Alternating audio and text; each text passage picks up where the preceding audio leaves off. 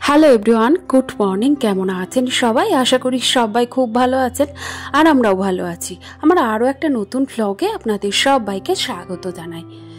সকালবেলায় এখনও রান্নার কাজটা আগে বসিয়ে দিচ্ছি। আজকে অনেকগুলো কাজ রয়েছে একসাথে, তাই ভাবলাম সবার আগে যে কাজটা আমার করা উচিত সেটা হলো রান্নাটা। তাই ভাবলাম যে সবার আগে রান্নাটা একটু তাড়াতাড়ি সেরে নিলে কি হবে, আমি কাজগুলো একটু একটু করে সমস্ত কাজগুলো করে ফেলতে পারবো।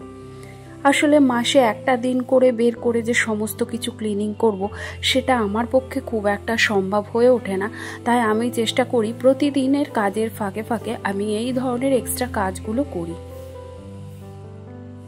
তো এই দেখুন, ডালটা আমি বের করে ডালটাকে ভালো করে ধুয়ে নিচ্ছি। আর ডাল ধোয়ার পর যে জলটা বেরোয় সেই জলটা আমি এখানে একটা কালেক্ট করে রাখছি। এই জলটা আমি গাছের গোড়ায় দেবো। আসলে চাল ধোয়া জল, ডাল ধোয়া জল আমি প্রতিদিনই এভাবে রেখে দিই, সেইটা আমি গাছের গোড়ায় গোড়ায় দিয়ে দিই। এতে করে গাছের খাবারটাও হয়ে যায় আর তার সাথে সাথে জলটাও কিন্তু নষ্ট হয় না। মসুরির ডাল যখনই সেদ্ধ করতে দিই তখনই আমি একেবারে প্রেসার কুকারের মধ্যে লবণ, হলুদ আর একটু সর্ষের তেল দিয়ে দিই। এতে করে ডালটা খুব সুন্দর সেদ্ধ হয়ে যায়। আর তেলটা দিলে কি হয়, ডালটা বেরিয়ে প্রেসার কুকারের বাইরে পড়ে না। সাথে দুটো আলুও দিয়ে দিয়েছি। আজকে সকাল সকাল ভাই খেতে আসবে, আর ওদিকে মায়েরও হয়ে যাবে। আসলে মা কিছুদিন ইচ্ছের উপর নির্ভর করে, মা এক একদিনকে ভাত খায় আবার এক একদিন খায় না। কিন্তু আমি যখন ভাতটা করি তখন দুজনার ভাতটাই একসাথে করি। যাই হোক, রান্নাঘরের কাজটা সেরে ফেলেছি। ওদিকে সকালকার মতো খাবারটা এদিকে বসিয়ে দিয়েছি, তো ওটা হতে থাকুক। আর ভাবলাম আমার এই গাছগুলোতে একটু জল দিয়ে দিই। গাছগুলো 4-5 দিন বাদে বাদে আমি এই বারান্দার গাছগুলোকে একটুখানি ধুয়ে দিই। এই স্প্রে বোতলে জল ভরে রাখি, তার মধ্যে সেই জল দিয়েই নর্মালি কিন্তু ভরে দিই। তো এইগুলোকে আস্তে করে এইভাবে পাতাগুলো দিয়ে দিয়ে এরকম করে ধুয়ে দিই। এতে করে কি হয়, ওপর থেকে যে ধুলোটা সেটা তো পড়ে যায়, আর গাছগুলো দেখতে কিন্তু ভীষণ ভালো লাগে। সমস্ত কাজকর্ম সেরে নিয়েছি, শুধুমাত্র বাসন গোছানোর কাজটা এখনো হয়নি। বাসন গোছাবো, সকালবেলাকার অনেক বাসন রয়েছে, চায়ের বাসন। রাত্রিরের বাসন কিছু কিছু দিন এমন হয় রাত্রিবেলাতেই গুছিয়ে রাখি, আবার কিছুদিন এমনও হয় যে গোছাতে ইচ্ছে করে না, তাই সকালবেলায় গুছিয়ে দিই। যাই হোক, বাসনগুলো গুছিয়ে ফেলেছি। ওদিকে মায়েরও পুজো হয়ে গেছে, মা চা বসাবে, তাই জন্য মা দাঁড়িয়ে আছে। আর দেখুন, গাছে কি সুন্দর দুটো অপরাজিতা ফুল ফুটেছে। দেখুন, বেশ 3-4টে করে ফুল ফুটছে, আর ফুলগুলো তুলনামূলক বেশ বড় হয়ে ফুটছে, জানেন। দেখুন কি ভালো লাগছে না? চলুন ফুলগুলো এখন মাকে দিয়ে দিই। আসলে মা না এই গাছের ফাঁকের ফুলগুলো দেখতে পায় না, তো ওই জন্য মাকে একটু তুলে দিতে হয়, তাহলে মা চরণে ঠাকুরের চরণে ফুলগুলো দিতে পারে। আজকে সোনার ঘরের চাদরটা একটুখানি গুছিয়ে দিচ্ছি, কারণ ও ঘুম থেকে উঠেছে এই জাস্ট একটু আগে। কারণ শরীরটা খুব একটা ভালো নেই, ভীষণ কাশি হয়েছে। 2-3 দিন অপেক্ষা করছি, তারপরে নিয়ে যাব ডাক্তার দেখাতে। কারণ এই কাশিটা খুব একটা ভালো মনে হচ্ছে না। কারণ আমি চেষ্টা করেছিলাম সামনের দোকান থেকে ওষুধ এনে যদি কমে গেল, কিন্তু সেটা দেখছি কমার নাম তো নিচ্ছেই না, বরং আরও ব্যথাটা বেশি হচ্ছে, গলা ব্যথা। আর এতে করে ওর পড়াশোনার অনেকটাই ক্ষতি হয়ে যাচ্ছে। তাই মা হিসেবে আমি চাই না যে ওর পড়ার ক্ষতি হয়ে যাক, তাই চেষ্টা করছি যত তাড়াতাড়ি সম্ভব একটু সুস্থ থাকুক। আসলে এখনকার সিজন তো, এই সিজনটা ভীষণ খারাপ, জানেন। প্রায়শই লোকের বাড়িতেই কিন্তু এই রোগটা কিন্তু দেখাই যাচ্ছে। তো তাই জন্য আমি চেষ্টা করছি একটুখানি কম সময়ের মধ্যে যাতে তাড়াতাড়ি সুস্থ হয়ে যায়। আর বাড়িতে বাচ্চা কাচ্চা যদি সবসময় অসুস্থ হতেই থাকে, তাহলে দেখবেন বাড়ির সবার মন মেজাজ কিন্তু খুব একটা ভালো থাকে না।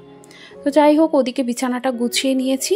আর এই তো এখানে রান্নাঘরে এসেই সমস্ত চায়ের বাসন, যা টুকিটাকি কয়েকটা বাসন পড়েছে, সেগুলো সমস্তটাই মেজে ধুয়ে রেখে দিলাম। সকালবেলায় জলখাবার মোটামুটি হয়ে গেছে। আসলে ডাল হয়ে গেছে, আলু সেদ্ধ হয়ে গেছে, ভাত হয়ে গেছে, এগুলো হয়ে গেছে। আর কিছুটা রান্না বাকি আছে, সেটা আমি পরেই করছি। তো তার আগে বেশ কিছু ক্লিনিংয়ের কাজ আছে, সেগুলো এখন একটু একটু করে সেরে ফেলবো। রান্নাঘরে যে ক্যাবিনেটটা অনেক দিন ধরেই ভাবছি পরিষ্কার করব, কিন্তু হয়ে উঠছে না, জানেন। সময়ই করে উঠতে পারছি না। তবে আজকে ভাবছি যে না, আমার চোখে বড্ড বিরক্তি লাগছে, ওটা খুললেই যেন অসুবিধা হচ্ছে। তো তাই জন্য আমি চেষ্টা করছি ওটাকে আজকে গুছিয়ে ফেলবো। আর এদিকে দেখুন, ডালটা ফোড়ন দিয়ে দিয়েছি। ডালটা সেদ্ধ হয়ে গেছিলো, এবার ফোড়ন দিয়ে দিলাম। তো ওইদিকে মায়ের ডালটা আলাদা করে দিয়েছি, 5 ফোড়ন, কাঁচা লঙ্কা আর নুন হলুদের সাথে ফুটিয়ে দিলাম। আর এদিকে আমাদেরটা একটু পেঁয়াজ ভেজে ফোড়ন দিলাম। সেদিনকে বাজার থেকে অনেক আলু নিয়ে এসেছিলাম, তবে আলুগুলো না ধুয়ে রাখা হয়েছিল না। আর আজকেও সোনার বাবা কিছুটা আলু নিয়ে এসছে, তো সেই আলুগুলো একসাথে ধুয়ে আমি এখন রোদ্দুরে দিয়ে দিচ্ছি। আসলে আলু এরকম নতুন আলু যদি একটু ধুয়ে পরিষ্কার করে রাখা যায় না, তাহলে জায়গাটা বেশ নোংরার হাত থেকে বেঁচে যায়। ব্যাস হয়ে গেছে আমার আলু ধোয়ার কাজ। চলুন তাহলে এখন রোদ্দুরে দিয়ে আসি। অনেকগুলো আলু তো, তাই দুটো ঝুড়িতে ভাগ করে দিচ্ছি। দুটো ঝুড়িতে ভাগ করে দিলে আলুগুলো বেশ সুন্দরভাবে শুকিয়ে যাবে। আমার কাছে খুব একটা বড় বস্তা বা কোনো কিছু নেই যে তার মধ্যে পেতে আলুগুলোকে শুকাবো। কয়েকটা সবজি বাজারও করা হয়েছিল, আসলে সবজি না, ওই ডিম, লঙ্কা, টমেটো, আদা এইগুলোই ফুরিয়ে যায়, তো ওইগুলোই কিনে আনা হয়েছিল। এই যে এখানে ডিম রয়েছে, ডিমটা আমি ঢেলে রাখলাম। অনেকেই দেখি ডিমকে ধুয়ে রাখে, আসলে আমার মনে হয় ডিমকে ধুয়ে রাখলে ডিম কিন্তু তাড়াতাড়ি নষ্ট হয়ে যায়, তাই জন্য আমি ডিমকে ধুয়ে রাখি না। আমি এমনিতে এরকম আলাদা করে রাখি, যখন যে ডিমটার প্রয়োজন হয়, মানে যতগুলো ডিমের প্রয়োজন হয়, তখন আমি ডিমটা ধুয়ে ডিরেক্টলি রান্না করতে বসিয়ে দিই। লঙ্কা এনেছিলাম, তাই লঙ্কাগুলোর একেবারে বোটা ছাড়িয়ে জায়গা মতো গুছিয়ে রাখলাম। সপ্তাহে একটা দিন করে যদি এইভাবে কষ্ট করে সমস্ত দোকান বাজারগুলো একটু গুছিয়ে রাখা যায় না, তাহলে দেখবেন সপ্তাহে 7 দিনের কাজ অনেকটাই কমে যায়। আমার তো এটাই মনে হয়, তাই আমি চেষ্টা করি যেদিন একটু বেশি করে বাজার করে আনা হয় সেই দিনকে একটু ভালো করে গুছিয়ে পরিষ্কার করে রাখতে। যদিও আমার সময়টা বেশি লাগে, তাহলে দেখবেন সপ্তাহে 7 দিন কিন্তু একটুখানি পরিশ্রমটা কমে চিন্তামুক্তভাবে থাকা যায়। আসলে প্রত্যেক দিনই আমাদের হাউসওয়াইফদের এই ধরনের বিভিন্ন কাজ থাকে, তাই কাজগুলো যদি একটু স্মার্টলি হ্যান্ডেল করা যায় তাহলে কিন্তু অনেকটাই হেল্পফুল হয় আমাদের জন্য। আর এই দেখুন ফ্রিজটা বেশ অপরিষ্কার হয়ে গেছিলো, তাই আমি এই প্রতিদিনের কাজের ফাঁকে ফাঁকে এইভাবে একটা লিকুইড বোতলে জল আর ভিম লিকুইড দিয়ে একবারে স্প্রে বানিয়ে রেখেছি। সেইটা দিয়েই আমি এইভাবে স্প্রে করে একটা শুকনো কাপড়ের সাহায্যে মুছে নিই। এতে করে কি হয়, আমার ফ্রিজের ভেতরটা বেশ পরিষ্কার থাকে। আর 3 থেকে 4 মাস পর পর একবার ডিপ ক্লিনিং করলেই কিন্তু আমার ফ্রিজটা পরিষ্কার থাকে। দেখুন একটু 5 থেকে 10 মিনিট সময় লাগলো, কিন্তু দেখুন ফ্রিজটা কতটা পরিষ্কার হয়ে গেল। ফ্রিজ পরিষ্কারের কাজ হয়ে গেছে। আজকে আমি ওইটুকুই করেছি পরিষ্কার, বাকিটা আবার অন্য দিন করব। আর ওই দেখুন সোনার বাবাকে গতকালকে বলেছিলাম একটুখানি মেয়ের জন্য ফল আনতে, তাই এই যে কয়েকটা ফল এনেছিল। আসলে ও কিছুই খেতে পারছে না, দুপুরবেলায় ভাতটুকুও খাচ্ছে না, সকালে কিচ্ছু খেতে চাইছে না।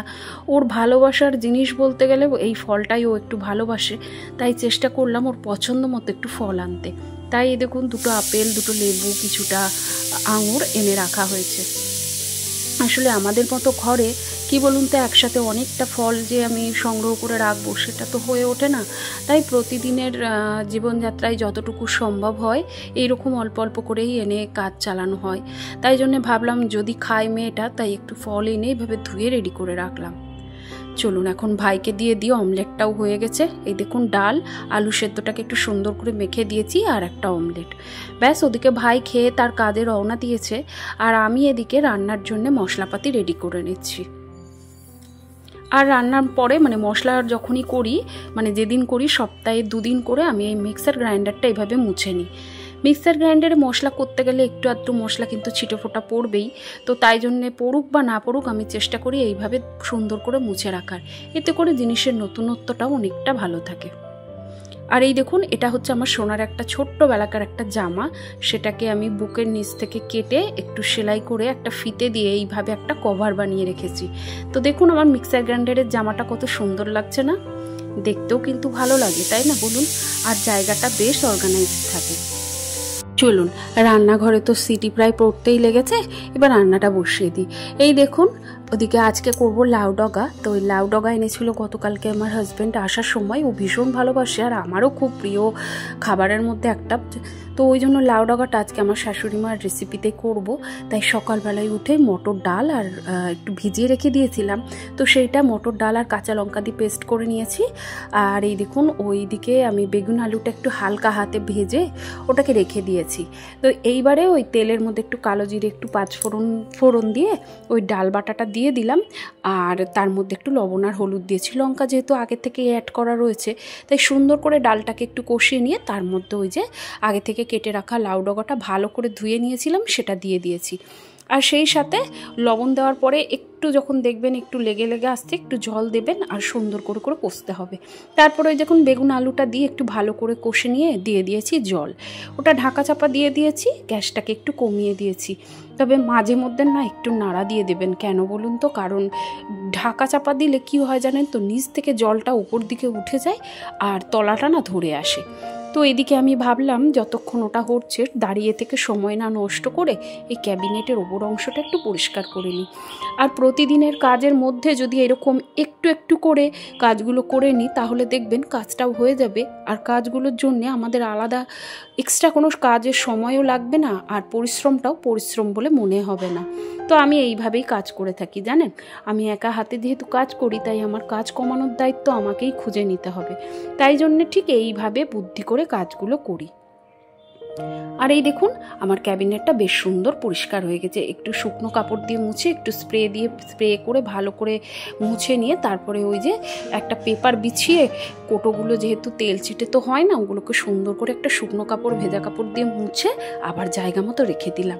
আর ওটা ওদিকে হতে হতেই এইদিকে দেখলাম আমার তরকারিটা বেশ সুন্দর সেদ্ধ হয়ে গেছে। দাঁড়ান, এর মধ্যে একটু চিনি অ্যাড করে দিয়েছি, আরও একটুখানি নাড়িয়ে দেখলাম জলটা অনেকটাই রয়েছে জানেন, জলটা একটু শুকিয়ে নিই তারপরে নামিয়ে নেব। এটা হতে হতেই ওদিকে সোনার বাবার আবার পেয়ে গেছে ভীষণ খিদে, চলুন তাহলে ওকে খেতে দিয়ে দিই। এই দেখুন একটা গরম গরম অমলেট করে দিয়েছি, ডাল আর লাউ ডগার তরকারি। আজকে যাই হোক এই দিয়ে বাড়ির সকলকেই খেতে দিয়ে দিয়েছি, ওরা ওদিকে খেতে থাকুক। তবে মা বলছিল এখন খাবে না, কিন্তু আমি মাকে বললাম আমার আশায় যদি বসে থাকে তাহলে অনেকটাই দেরি হয়ে যাবে, তাই মাকে বাবাকে আর আমার হাজব্যান্ডকে খেতে দিয়ে দিয়েছি। আর ভাই তো খেয়ে দিয়েই গেছে, আর ওকে রাত্রিবেলা একটু খাবার দিয়ে দিতে হবে, ও আজ আর রাত্রিরে আসবে না, তো তাই জন্যে ওদিকে ওরও খাবারটা রেডি করে রেখেছি, কারণ আমার কাজ করতে করতেও মানে মিনিমাম 3টে বেজে যাবে। তো ওই জন্যে আজকে তাড়াতাড়ি করে গুছিয়ে দিয়ে এলাম, আর আমি স্নান করে একদম পরিষ্কার পরিচ্ছন্ন হয়ে তারপরে কিন্তু খেতে বসবো। ওদিকে আমার সোনাকেও আজকে খাইয়ে দিয়েছিলাম, তবে সে জানেন একটুও ভাত খায়নি, তাই না, মনটা বড্ড খারাপ, তাই স্নান করে উঠে গিয়ে ভাবছি ওকে ফলগুলো কেটে দেবো যদি একটু খায়। আর এই দেখুন আজকে না কলতলা বাথরুম পরিষ্কার করার কথা রয়েছে, তাই সেটাই করছি। আর এদিকে ব্লিচিং পাউডারটাও দেখছি অনেকটাই কম ছিল, সেটুকু দিয়ে হয়তো বাথরুম পুরোটা হবে না, তাই যেটুকু হবে আর সাথে একটু তার জালি দিয়ে এইভাবে ভালো করে পরিষ্কার করে নিলাম। দাঁড়ান ঝাঁটাটাও জায়গা মতো রেখে আসি। আর এরপরে স্নান করে এই দেখুন ফলগুলো কেটে নিয়েছি। আর আজকের ভিডিওটি আপনাদের কেমন লাগলো অবশ্যই কিন্তু জানাবেন। ভিডিওটির কোথাও যদি ভালো লেগে গিয়ে থাকে প্লিজ একটি লাইক করে দেবেন। আর আপনি যদি আমার চ্যানেলে নতুন হয়ে থাকেন তাহলে আশা করছি চ্যানেলটিকে সাবস্ক্রাইব করে নেবেন, আর অলরেডি যদি সেটা করে থাকেন তাহলে আপনাকে অসংখ্য ধন্যবাদ।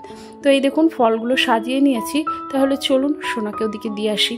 সে খায় কিনা জানি না, তবে তার পছন্দের খাবার বলে কথা, খেতেও পারে। আর বাইরে দেখুন কি ঝলমল করছে রোদ। চলুন তাহলে আজকের ভিডিওটি আমি এখানেই শেষ করছি, আবারও দেখা হবে নতুন কোনো ভিডিওর সাথে। ততক্ষণের জন্য সবাই সুস্থ থাকবেন, ভালো থাকবেন, সাবধানে থাকবেন।